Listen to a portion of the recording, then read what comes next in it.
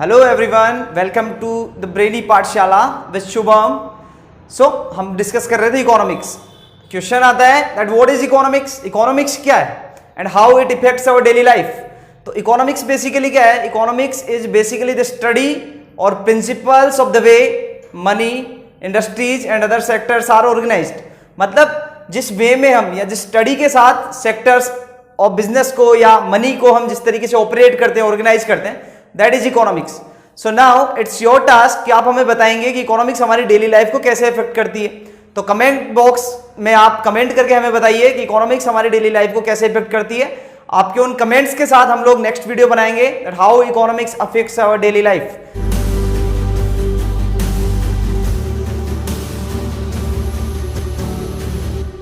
So now coming back to our main point of discussion, as we have discussed in our previous video, the measures which were taken by government of India at the time of 1991.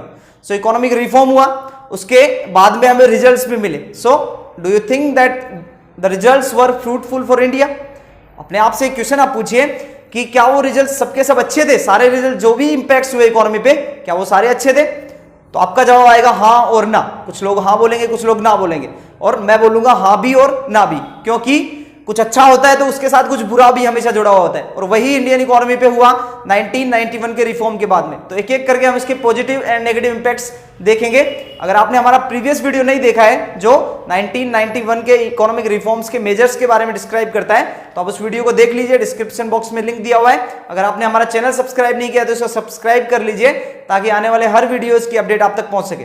So now coming to the point, so हम discuss करेंगे positive impacts of economic reform of 1991 in India. क्या impact Indian economy पे हुए, कैसे वो हमारे लिए positive बने। सो नाउ सबसे पहला जो इंपैक्ट था अपने आप में 1991 के टाइम पे, as we have discussed that India was facing the balance of payment crisis because there was a lot of trade deficit at that time. Import was more, export was less. तो सबसे पहला जो situation उस time पे critical था India in economy के लिए, that India जो था 3 वीक्स तक इंपोर्ट बेयर कर सकता था उस टाइम पे। तो उस सिचुएशन से किसने निकाला? इकोनॉमिक रिफॉर्म ने, जो मेजर्स हमने लिए उन्हीं ने हमें निकाला उस सिचुएशन से। So that was the first positive impact that can be seen on Indian economy, that somehow Indian economy was able to come out of that crisis situation. Balance of payment crisis था, उससे हम लोग बाहर आए। सो दूसरा impact जब हम discuss करते हैं, that is devaluation of rupee and structural reform help to come out of balance of payment crisis. So now ये एक टर्म आया डीवैल्यूएशन ऑफ रूपी। तो आपके मन में एक सवाल आ रहा है, sir what is devaluation of रूपी? रूपी का डीवैल्यूएशन क्या है? तो देखिए, सबसे पहले जब 1947 की हम बात करते हैं तो 1 रुपी की जो वैल्यू थी दैट वाज 1 USD, जो यूएस का डॉलर है उसके इक्वल हमारा वैल्यू था। लेकिन 1966 के इंडिया का पाकिस्तान के साथ वॉर हो, 66 का पाकिस्तान 62 में चाइना के साथ वॉर हो या 66 में पाकिस्तान के साथ वॉर हो, तो इंडिया में इन्फ्लेशन रेज हो गया और इंडिया की इंपोर्ट की जो इंडिया इंपोर्ट कर रहा था वो क्या हो गया? ज्यादा हो गया, और एक्सपोर्ट कंपैरिजन में कम हो गया। तो इंडिया ने रूपी का डिवैल्यूएशन कब से स्टार्ट किया? तभी से डिवैल्यूएशन करना स्टार्ट कर दिया था। लेकिन 1991 के टाइम पे, at the time of crisis, India again devaluate Indian rupee. क्यों करते हैं हम डिवैल्यूएशन ऑफ मनी? ताकि जो हमारा एक्सपोर्ट है वो ज्यादा हो जाए। कैसे एक्सपोर्ट ज्यादा होगा? जब हम यूएस डॉलर के कंपैरिजन में रूपी की वैल्यू को डिक्रीज कर देंगे। So it can be seen as cheaper. हम देखते हैं कि ये चीपर हो जाता है। जैसे जो डिमांड है हमारे इंडियन प्रोडक्ट्स की वो बढ़ जाएगी, क्योंकि यूएसडी के कंपैरिजन में इंडियन रूपी की वैल्यू क्या है? कम है। तो इस वजह से डिमांड बढ़ेगा, और इंपोर्ट के लिए क्या होगा? इंपोर्ट जब हम करेंगे तो ज्यादा हमें प्राइस लगेगा, इस वजह से इंपोर्ट कम हो जाएगा, एक्सपोर्ट ज्यादा हो जाएगा। और हर एक गवर्नमेंट जब भी क्राइसिस आता है, बैलेंस ऑफ पेमेंट का क्राइसिस आता है, तो अपनी रूपी को, उस करेंसी को क्या कर देता है? डीवैल्यू कर देता है, ताकि इंपोर्ट कम हो सके और एक्सपोर्ट ज्यादा हो सके उस कंट्री का। Now coming back to the point, devaluation of rupee and structural reform. So thanks to Manmohan Singh, जिन्होंने स्ट्रक्चरल रिफॉर्म्स भी किए इंडियन इकोनॉमी में। उस टाइम पे मैक्रो इकोनॉमिक्स मेजर थे लॉन्ग टर्म के लिए, तो स्ट्रक्चरल रिफॉर्म हुए। उन्होंने बैलेंस ऑफ पेमेंट क्राइसिस को या उससे बाहर निकालने में इंडियन इकोनॉमी की मदद करी। देखिए एट द टाइम ऑफ 1991 एक यूएस डॉलर का जो वैल्यू था दैट वाज 24.58 रुपीज। तो 1 यूएसडी डॉलर का जो वैल्यू था that was 24.58 rupees. So now again there is a question for you, जो आज 6 जून 2020 का रुपी का वैल्यू है, यूएसडी का जो वैल्यू है रुपी में, वो आप हमें बताएंगे कि एक यूएसडी का वैल्यू रुपी में कितना है। कमेंट बॉक्स में आप कमेंट कीजिए और बताइए कि कितना रुपी एक यूएसडी डॉलर के इक्वल है। Now coming to the next point, reform increase the competition in banking sector, more consumer choices and increased efficiency. देखिए as we have discussed that liberalisation था, उन्होंने क्या किया, इंडस्ट्रीज को ओपन वे में मतलब ओपनली उनको प्रोडक्शन की मंजूरी हमने दे दी। उसके बाद सॉरी प्राइवेटाइजेशन क्या है, बेसिकली हम इंक्रीज करते हैं रोल को प्राइवेट सेक्टर को, मतलब जो पब्लिक सेक्टर यूनिट था वो लगातार डेफिसिट में था और हमने क्या किया, पब्लिक सेक्टर यूनिट को प्राइवेट सेक्टर में डिसइन्वेस्टमेंट के थ्रू या ओनरशिप के थ्रू कन्वर्ट करना स्टार्ट किया। तो उससे क्या हुआ, हमारा प्रोडक्शन बढ़ा। उसके अलावा जो गवर्नमेंट इंटरफियर था गुड्स के प्रोडक्शन के ऊपर, तो वो भी कम हो गया। तो गवर्नमेंट का जब हस्तक्षेप कम हो गया तो कंज्यूमर की चॉइस चलने लगी। As we have discussed in our previous video that after 1991 Indian economy transformed into socialistic mixed economy, transformed into capitalistic mixed economy. So क्या होता है बेसिकली अब कंज्यूमर की चॉइसेस क्या होगी, ज्यादा होगी। जो कंज्यूमर का डिमांड है उसकी चॉइसेस के ऊपर वही प्रोडक्ट्स क्या होंगे, प्रोडक्शन होने लगे। सो इस वजह से क्या हो गया, कंज्यूमर चॉइस बढ़ गई, एफिशिएंसी बढ़ गई और बैंकिंग सेक्टर और अदर सेक्टर में कंपटीशन जो था वो बढ़ गया। Inflation rate started decreasing as production increase so inflation का जो रेट था दैट स्टार्टेड डिक्रीजिंग। क्यों होता है, देखो डिक्रीज, जब हम इन्फ्लेशन की बात करते हैं, इन्फ्लेशन क्या होता है, rise in general price level, मतलब सभी चीजों की जो प्राइसेस है वो इंक्रीज हो जाती है, दैट इज इन्फ्लेशन। नाउ जब इंपोर्ट किया करता था इंडिया तो क्या होता था, बहुत सारी इंपोर्ट ड्यूटीज थी उसके ऊपर, तो प्रोडक्ट का जो प्राइस था वो अपने आप बढ़ रहा था। लेकिन जब वही प्रोडक्ट इंडिया में प्रोड्यूस होने लगा तो इंपोर्ट ड्यूटीज नहीं लगती थी। सो द प्रोडक्ट्स की जो प्राइसेस थी दैट स्टार्टेड बिकमिंग चीपर। तो उस वजह से इन्फ्लेशन का जो लेवल था वो कम हो गया। क्यों कम हुआ, क्योंकि प्रोडक्शन बढ़ गया था उस टाइम पे, तो इस वजह से इन्फ्लेशन का लेवल कम हो गया। Economic reform help India to come out the situation of poverty. So poverty alleviation में भी इकोनॉमिक रिफॉर्म ने एक इंपॉर्टेंट रोल प्ले किया। वो कैसे किया, देखिए 1993-94 की जब हम बात करते हैं तो almost 36% of the population of India was poor eight that time. और जब 2004-5 की बात करते हैं तो जो परसेंटेज था दैट डिक्रीज टू 27.5%। सो एक डिफरेंस हमें देखने को मिला 8.5% का इन 11 years. So economic reform in India has also help alleviation of poverty के एलिविएशन में उन्होंने हेल्प करी और 8.5% पुअर्टी को हम कम करने में सफल रहे 11 ईयर्स के ड्यूरेशन में। Coming to the next point, GDP growth. देखिए ये एक इंपॉर्टेंट पॉइंट है। जीडीपी ग्रोथ जो था इंडिया का वो 1980 से 1991 में 5% पर एनम के लगभग था। जब इंडिया 1991-92 के आसपास जब क्राइसिस सिचुएशन में आया तो उस टाइम पे जीडीपी ग्रोथ बिल्कुल कम हो गया था।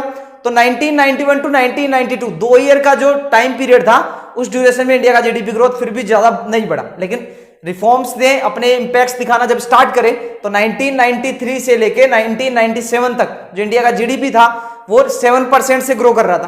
तो ओवरऑल जब हम उसका रिपोर्ट कार्ड देखते हैं 1980 से 1990 का और 1991 से 1997 का, तो एवरेज जो ग्रोथ रेट था वो 5% था दोनों ही केस में, 1980 से 90 तक और 1991 टू 1997 तक। लेकिन यहां से क्या होता है, देखिए 1992 के बाद से एवरेज ग्रोथ बढ़ने लग जाता है। तो यहां क्योंकि इस सिचुएशन में 1991-1992 में जो ग्रोथ रेट था वो बहुत कम था क्योंकि क्राइसिस सिचुएशन था, लेकिन उसके बाद में the growth rate of GDP started increasing. So increase होना स्टार्ट हो गई और 7% के अराउंड ये ग्रोथ रेट इंडिया का है। इसके अलावा पर कैपिटा इनकम भी इंक्रीज होने लगा। लेकिन यहां से एक दिक्कत आती है कि जो इकोनॉमिक रिफॉर्म थे वो केवल फॉर्मल सेक्टर्स में ही अप्लाई हुए। सो इसके बाद हम बात करते हैं 1993 टू 1997, तो एवरेज ग्रोथ रेट था वो 7% था और इंडिया की जो पोटेंशियल कैपेसिटी थी ग्रो करने की that started increasing. So these are the positive impacts of economic reform of 1991 in India. तो सबसे पहला इंपैक्ट हमने क्या देखा, that India somehow managed to come out the situation of balance of payment crisis eight that time. उसके बाद में दूसरा हमने जो पॉजिटिव इंपैक्ट देखा वो देखा कि बैलेंस ऑफ पेमेंट हमारा अच्छे से अब मैनेज होने लगा. फॉरेन एक्सचेंज रिजर्व था वो इंक्रीज हो गया 15.8 बिलियन यूएस डॉलर 1994 के एंड तक हमारे पास फॉरेन एक्सचेंज रिजर्व हो गया. उसके बाद तीसरा जो इंपैक्ट था वो इंपैक्ट था more consumer choices and increased efficiency as we have started increasing the role of private sector. So जो एफिशिएंसी थी that started increasing as we have discussed in our previous video that private sector is more productive as compare to public sector units. So that is why increasing efficiency हो रही थी, increase हो रही थी. उसके अलावा consumer की choice बढ़ने लगी because post 1992 Indian economy transformed into capitalistic mixed economy where preference were given to consumer choices. जो हमें चाहिए वो चीजें प्रोड्यूस हो रही थी. उससे पहले क्या हो रहा था, जो चीजें प्रोडक्शन हो रही थी वही चीजें हमें कंज्यूम करनी थी. लेकिन आज अगर मेरी मैगी खाने की इच्छा है, आज अगर मेरी कुछ और खाने की इच्छा है तो मैं वही खाऊंगा. क्यों खाऊंगा? क्योंकि प्रोडक्शन हमारी डिमांड के हिसाब से अपने आप हो रहा है, क्योंकि उनको भी प्रॉफिट चाहिए. So that they are producing and we are consuming.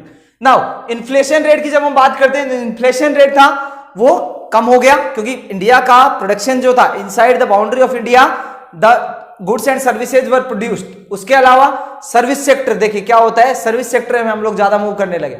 जो हमारा प्राइमरी ऑक्यूपेशन था एग्रीकल्चर, उससे हम सर्विस सेक्टर में मूव करने लगे एंड वो भी अच्छी चीज है किसी कंट्री के डेवलपमेंट के लिए. Now helped in poverty alleviation as we have discussed 1993 to 1994 में पुअर्टी का जो परसेंटेज था that was 36% and by the end of 2004 and 5 it was 27.5%. So it have reduced to 8.5% in duration of 11 years. The next point was growth rate of GDP. So India का जो growth rate था GDP का 1993 से start हुआ increase होना और अभी तक वो ग्रोथ रेट मेंटेन किया हुआ इंडिया ने. लेकिन अभी देखिए कुछ अच्छे के साथ कुछ बुरा भी जुड़ा हुआ है. Now we will discuss the negative impacts of economic reform of 1991 on Indian economy.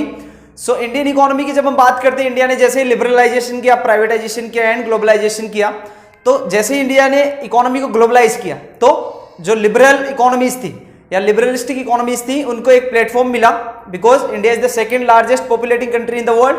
सो एक बड़ा मार्केट उनको मिल गया और एक एक्सपेरिमेंटल लेबोरेटरी के रूप में इंडिया को देखा जाने लगा कि आइए कुछ भी प्रोड्यूस करके वो लेके आएंगे, यहाँ के बेचेंगे इंडियन जो चीपर. क्योंकि इंडिया ने देखिए जैसे लिबरलाइजेशन स्टार्ट किया, ग्लोबलाइजेशन स्टार्ट किया, इंपोर्ट ड्यूटीज को हमने कम कर दिया.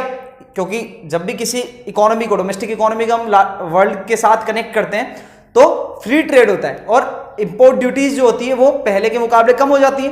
तो बहुत सारे ऐसे लिबरलिस्टिक कंट्रीज थे जिनको मार्केट चाहिए था और इंडिया वो एक मार्केट मिला, बड़ा मार्केट मिला क्योंकि पॉपुलेशन यहाँ ज्यादा थी और यहाँ का जो इंडस्ट्रियल प्रोडक्शन था वो कम था. तो कंजम्पशन के लिए प्रोडक्ट्स तो हमें चाहिए, तो एक एक्सपेरिमेंट के रूप में इंडिया को देखा जाने लगा. उसके अलावा बहुत सारे ऐसे इंपैक्ट और थे जो इंडियन इकोनॉमी पे अच्छे नहीं थे 1991 के रिफॉर्म के बाद में. तो आइए उनको एक एक करके जानते हैं. सबसे पहला जो था that was agriculture, urban informal sector and forest dependent communities were neglected in the process of economic reform of 1991 in India. मतलब जो अर्बन इन्फॉर्मल सेक्टर के लोग थे, इन्फॉर्मल सेक्टर कौन सा सेक्टर होता है? अनऑर्गेनाइज सेक्टर होता है जो ऑर्गेनाइज्ड वे में नहीं होता है. फॉरेस्ट डिपेंडेंट कम्युनिटीज, ऐसी कम्युनिटीज जो फॉरेस्ट के ऊपर डिपेंडेंट रहे, और एग्रीकल्चर, ये तीन ऐसे सेक्टर थे जिनको ओवरऑल नेग्लेक्ट किया गया इकोनॉमिक रिफॉर्म के प्रोसेस में 1991 में. तो इन पे एक एडवर्स इफेक्ट हमें देखने को मिला. दूसरा जो सब्सिडीज थी वो रिड्यूस कर दी गई, फार्मर्स की जो सब्सिडीज थी उनको, so that it led to increase in the cost of production. Cost of production क्या होता है? प्रोडक्शन के प्रोसेस में जो कॉस्ट लगता है, जो लागत होती है, उत्पादन लागत, वो इंक्रीज हो गई. अब देखिए क्या होता है बेसिकली, जब ग्लोबलाइज किया गया इकोनॉमी को तो बहुत सारे प्रोडक्ट्स मार्केट में आने लगे. तो क्या होता है, फार्मर्स को उस जो प्राइस उनको मिलनी चाहिए वो प्राइस नहीं मिल पा रही थी. उनका कॉस्ट ऑफ प्रोडक्शन क्या हो गया था? बढ़ गया था. जो वो गेट कर रहे थे, जो उनका प्राइस जो वो ले रहे थे और जो कॉस्ट ऑफ प्रोडक्शन था, कॉस्ट ऑफ प्रोडक्शन बढ़ने से क्या होगा, जो प्रॉफिट का डिफरेंस है वो कम हो जाएगा. तो फार्मर्स का प्रॉफिट क्या हो गया उस टाइम पे? कम हो गया इकोनॉमिक रिफॉर्म ऑफ 1991 के बाद में. उसके बाद में industrial sector was evident of uneven growth, क्योंकि इंडस्ट्रीज की ग्रोथ थी वो अनएविडेंट हो गई. As we have discussed in our previous videos कि इंडिया में क्या हो गया, प्राइमरी सेक्टर से जो शिफ्टिंग था वो सीधा सर्विस सेक्टर में हो गया. Now this shifting led to economic growth of India, but उसने क्या किया, एम्प्लॉयमेंट जनरेशन की जो हमारी प्रोसेस थी उसको कम कर दिया और इंडिया का जो एम्प्लॉयमेंट था, अनएम्प्लॉयमेंट रेट थी वो बढ़ गई. क्यों बढ़ गई? देखिए सीधा जैसे ही ग्लोबलाइज हुआ इकोनॉमी, सीधा हम लोग सर्विस सेक्टर में मूव करने लगे. हम लोग चीजों को इंपोर्ट ड्यूटीज कम कर दी तो चीजों को डायरेक्ट मंगाते हैं, उनको बेचते हैं, तो वो सर्विस सेक्टर है. सर्विस सेक्टर में कौन लोग आते हैं? जो सर्विस प्रोवाइड करते हैं. अब देखिए क्या होता है, प्राइमरी सेक्टर में जो 72% लोग थे eight the time of independence, presently कितने लोग हैं? 50% लोग हैं. और जी शिफ्टिंग है डायरेक्ट कहां हो रही है? सर्विस सेक्टर में. एज वी नो 60% हमारे जीडीपी का कंट्रीब्यूशन सर्विस सेक्टर देता है. तो सर्विस सेक्टर में हम लोग सीधा मूवमेंट कर गए, इंडस्ट्री में कम मूवमेंट हुआ हमारा, और इसी वजह से जो आज एम्प्लॉयमेंट की सिचुएशन है वो बेकार है, एडवर्स सिचुएशन है, वर्स्ट सिचुएशन है जो एम्प्लॉयमेंट की, बिकॉज ऑफ दैट. क्योंकि ग्लोबलाइज हुआ, चीपर गुड्स को हम इंपोर्ट करते हैं, सीधा उससे ट्रेड करते हैं, और उससे एम्प्लॉयमेंट जो जनरेटर सेक्टर था, कौन है? Industrial sector is the largest employment generating sector. So उसको हमने नेग्लेक्ट किया and that is why uneven growth हुआ. उसके बाद में imports were made cheaper as it reduce the demand of domestic industries. और सबसे इंपॉर्टेंट क्या है? डोमेस्टिक इंडस्ट्रीज की जो डिमांड थी वो कम हो गई. क्यों कम हो गई? क्योंकि डायरेक्टली अगर मुझे कोई चीज कंज्यूम करनी है, डोमेस्टिक इंडस्ट्री उसको ज्यादा प्राइस में बेच रहा है, और अगर क्योंकि वहां पे टेक्नोलॉजिकल डेवलपमेंट पहले से ज्यादा था, 1991 से पहले इंडिया का टेक्नोलॉजिकल डेवलपमेंट ज्यादा नहीं था. तो क्या हुआ उस टाइम पे, जैसे ही 1991 में ग्लोबलाइजेशन किया गया, चीपर गुड्स डायरेक्ट आने लगी, क्योंकि टेक्निक के साथ हम लोग क्या करते हैं, कॉस्ट ऑफ प्रोडक्शन कम कर देते हैं. तो चीपर गुड्स जैसे ही मार्केट में आएगी, एज ए कंज्यूमर मैं क्या करूंगा, चीपर गुड्स को प्रायोरिटी दूंगा. तो इसी वजह से जो वर्ल्ड की चीपर गुड्स थी उन्होंने एक्सपेरिमेंट स्टार्ट किए इंडिया पे, और हम लोग क्या हो गए, धीरे धीरे हैबिटेंट हो गए फॉरेन गुड्स के. तो डोमेस्टिक इंडस्ट्रीज थी, दे स्टार्टेड डिक्लाइनिंग, और आज भी वही कंडीशन है. इंडिजीनियस गुड्स जो स्वदेशी वस्तु है उनको, we are not consuming indigenous goods, लेकिन हमें क्या करना है, इंडिजीनियस गुड्स को कंज्यूम कर रहे हैं ताकि जीडीपी हमारे कंट्री का बढ़ सके, फॉरेन एक्सचेंज रिजर्व भी हम लोग बढ़ा सकें. Accelerated growth but fail to generate employment, जो हमने डिस्कस किया यही है. ग्रोथ तो इंडिया का हुआ लेकिन एम्प्लॉयमेंट जनरेट करने में इंडिया फेल हो गया, बिकॉज इंडियंस क्या करे, प्राइमरी सेक्टर टू डायरेक्टली काम मूव कर गए सर्विस सेक्टर में. और इसीलिए इंडिया की जो ग्रोथ है उसको जॉबलेस ग्रोथ बोला जाता है, because Indians started moving from primary sector to service sector, and that so जो इंडस्ट्रियल सेक्टर होता है that is the largest employment generating sector, उसको हमने नेग्लेक्ट किया, एंड दैट इज व्हाई. अब देखिए 1990 की बात करते हैं, 94 की बात करते हैं, तो 5.6% अनएम्प्लॉयमेंट रेट था, और 2000 की जब हम बात करें, so it has increase to 7.21%. सो यही एडवर्स इफेक्ट हमें देखने को मिले इकोनॉमी पे. इसके अलावा बहुत सारे ऐसे इंपैक्ट्स थे जो इंडियन इकोनॉमी पे हुए, जैसे हमारी जो पॉवर्टी एलिवेशन में हमने काम किया, लेकिन हम लोग किसको नेग्लेक्ट करके, हेल्थ सेक्टर को नेग्लेक्ट कर दिया इंडिया ने, एजुकेशन को नेग्लेक्ट कर दिया इकोनॉमिक रिफॉर्म में. और जो आज भी हम इंपैक्ट देखते हैं, 74.04% पॉपुलेशन इज लिटरेट. अभी केवल कितनी, 74.04% पॉपुलेशन लिटरेट है. तो सारे एडवर्स इंपैक्ट थे इंडियन इकोनॉमी पे आफ्टर द रिफॉर्म ऑफ 1991.